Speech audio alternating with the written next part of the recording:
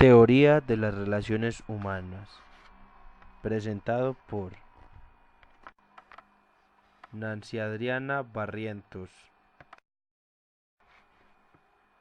Mónica Andrea Granda, León Darío Monsalve.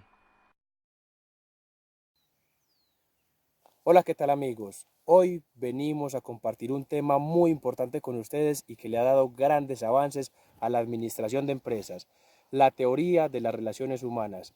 La teoría de las relaciones humanas o escuela humanista de la administración surgió en los Estados Unidos como consecuencia de las conclusiones del experimento de Hawthorne y fue desarrollada por el doctor Elton Mayo y sus colaboradores. Fue un movimiento de reacción y oposición a la teoría clásica de la administración.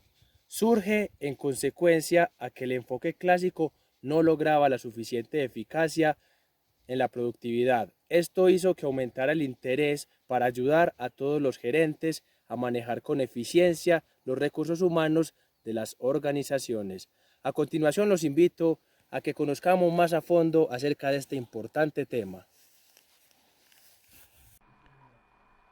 Primero que todo, la teoría de las relaciones humanas fue fundada por Elton Mayo. Pero, ¿quién fue Elton Mayo? George Elton Mayo, nacido el 26 de diciembre de 1880 en Adelaida, Australia, y fallece el 7 de septiembre de 1949. Fue un psicólogo de profesión, enseñó filosofía lógica y ética en Australia en las universidades de Queensland y Pensilvania. Fue maestro de investigación industrial en la Harvard Business School, junto con sus colaboradores Mary Perder Follett, Abraham Maslow, Manfred Max Neff, A. Wright, Fritz Rosenberg, entre otros. Desarrolló los estudios de Hawthorne en Estados Unidos en el año de 1930. La teoría de las relaciones humanas se origina con un único propósito, el cual es mejorar la efectividad y la eficacia de las empresas, centrándose en el trabajador. Tiene cuatro mecanismos centrales, los cuales son la necesidad de humanizar y democratizar la administración, dejando atrás la teoría clásica, el desarrollo de las ciencias humanas, las ideas de la filosofía programática de John Deep y de la psicóloga Kurt Lewin, y por último las conclusiones del experimento de Hawthorne. En el año de 1927, en la Western Electric Company, situada en Hawthorne, cerca de Chicago, Elton Mayo, profesor de la Universidad de Harvard, y sus colaboradores estudiaron los efectos que las características físicas del ambiente de trabajo tenían en la productividad de los trabajadores.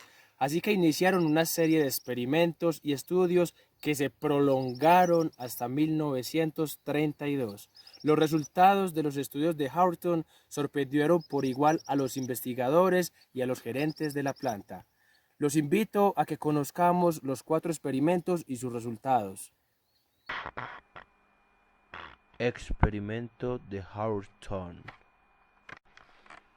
Comenzó en el año de 1927 y terminó en el año de 1932. Además de estudiar la correlación entre la iluminación y la eficiencia de los operarios a través de la reproducción, también se enfocó en la fatiga, en los accidentes de trabajo, en las rotaciones y en las condiciones en las cuales trabajaban los empleados. El experimento se dividió en cuatro fases, las cuales son: en la primera etapa del experimento se escogieron dos grupos de operarios para hacer el mismo trabajo y en idénticas condiciones. El grupo de observación trabajó bajo intensidad de luz variable, mientras que el control tenía una intensidad constante. Se trataba de investigar el efecto de la iluminación sobre el rendimiento de los operarios. Los observadores se dieron cuenta de la existencia de una variable difícil de aislar, denominada el factor psicológico, Consideraban que tenían la obligación de producir más cuando la intensidad de la luz aumentaba y de producir menos cuando la luz disminuía. Se comprobó la preponderancia del factor psicológico sobre el factor fisiológico. Las condiciones psicológicas afectan la eficiencia de los operarios. La segunda etapa del experimento comenzó en 1927. Se creó un grupo de observación. 5 mujeres jóvenes montaban los interruptores mientras una sexta operaria proporcionaba las piezas para realizar el trabajo. La sala de pruebas estaba separada del departamento, mientras que el equipo experimental tenía, al igual que el equipo de control, un supervisor, además de un observador que permanecía en la sala, observaba constantemente el trabajo y se aseguraba del espíritu de cooperación entre las empleadas. Todas fueron invitadas a participar en la investigación y se les explicó cuáles eran los objetivos: determinar el efecto de ciertas variaciones en las condiciones de trabajo. La investigación con el grupo experimental se dividió en 12 periodos como tal. Durante los 12 periodos que esta fase obtuvo, pudimos notar que la producción crecía constantemente debido a los incentivos y a las motivaciones que las empleadas recibían por parte de su supervisor. Los resultados que arrojó este experimento fueron los siguientes. A las empleadas les gustaba trabajar en la sala de pruebas porque era divertido y la supervisora no era estricta con ellas. Había un ambiente amistoso y sin presiones en el que se les permitía la conversación, lo que aumentaba la satisfacción en su trabajo. Hubo un desarrollo social del grupo experimental. No había temor al supervisor, ya que éste funcionaba como un orientador para ellas. Preocupados por la diferencia entre las actitudes del grupo experimental y el grupo de control, los investigadores se apartaron del objetivo inicial, que era verificar las condiciones físicas del trabajo, y se interesaron por el estudio de las relaciones humanas en el trabajo. Observaron que el grupo de control, las empleadas consideraban humillante la supervisión, vigilancia y el control de los supervisores para con ellas. Así que en 1928 inició el programa de entrevista con los empleados para conocer sus actitudes y sentimientos, oír sus opiniones respecto al trabajo y al trato que recibían, así como para oír sugerencias respecto al trato de los supervisores. El programa fue bien recibido por los operarios y por los supervisores, y los resultados fueron muy alentadores. Este programa comenzó a hacerse anualmente dentro de la compañía. El objetivo de este experimento era analizar la organización informal de los operarios. Se analizó el pago del salario a los trabajadores, ya que este se basa en su producción. Se implementó un castigo social para los miembros o integrantes del grupo de trabajadores, quienes no acataran las normas de la empresa. El nivel productivo del grupo dependía de la integración social. El comportamiento de los trabajadores se condiciona por las normas.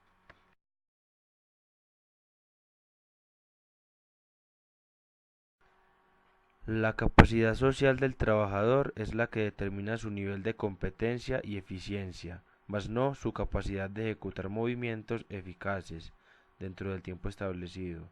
Entre mayor sea la integración social en un grupo de trabajo, mayor será la disposición a producir. El comportamiento de los individuos se apoya totalmente en el grupo. Los trabajadores no actúan o reaccionan aisladamente como individuos, sino como miembros de un grupo. Por cualquier desviación de las normas grupales, el trabajador sufre sanciones. Mientras que los patrones del grupo permanezcan estables, el individuo resistirá a los cambios para no apartarse de cada uno de ellos. El comportamiento de los trabajadores está condicionado por normas y patrones sociales. Los operarios que producen más o menos de lo que establecen las normas socialmente determinada pierden el respeto y la consideración de sus colegas. Entonces los operarios prefieren producir menos y ganar menos a poner en riesgo sus relaciones amistosas con sus colegas. La empresa se visualizó como una organización social compuesta por grupos sociales informales, cuya estructura no siempre coincide con la organización formal de la empresa, es decir, con los propósitos definidos por la empresa. Los grupos informales constituyen la organización humana de la empresa, que con frecuencia están en contraposición.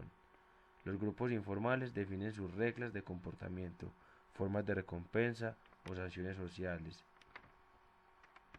En el lugar de trabajo, las personas participan en grupos sociales existentes dentro de la organización y se mantienen en una constante interacción social.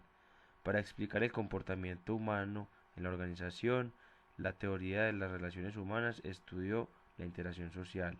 Cada persona posee una personalidad propia y diferente que influye en el comportamiento y en las actitudes de las otras personas con las que entra en contacto, y por otro lado también es influenciada por las otras personas. Mayo y sus trabajadores encontraron que la especialización propuesta por la teoría clásica no produce una organización más eficiente. Observaron que los operarios cambiaban de posición para evitar la monotonía, lo que iba en contra de la política de la empresa. Esos cambios producían efectos negativos en la producción, pero elevaban la moral del grupo. En la teoría de las relaciones humanas, los aspectos emocionales no planteados e irracionales del comportamiento humano merecen una atención especial. A eso se debe el nombre de sociólogos de la administración, que se les da a los autores humanistas.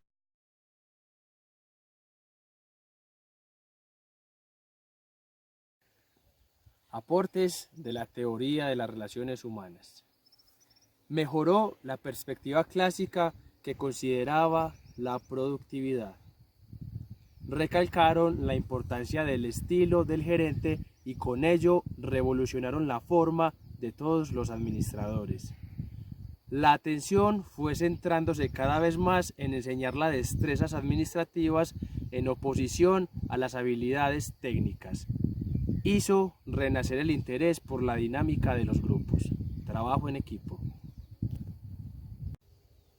En conclusión, podríamos decir que la teoría de las relaciones humanas motiva a todos los empleadores a ser cada día mejor, preocupándose por sus emociones, por sus sentimientos y por sus temores, para que de esta forma se sientan más seguros y que la rentabilidad de la empresa sea cada día mejor.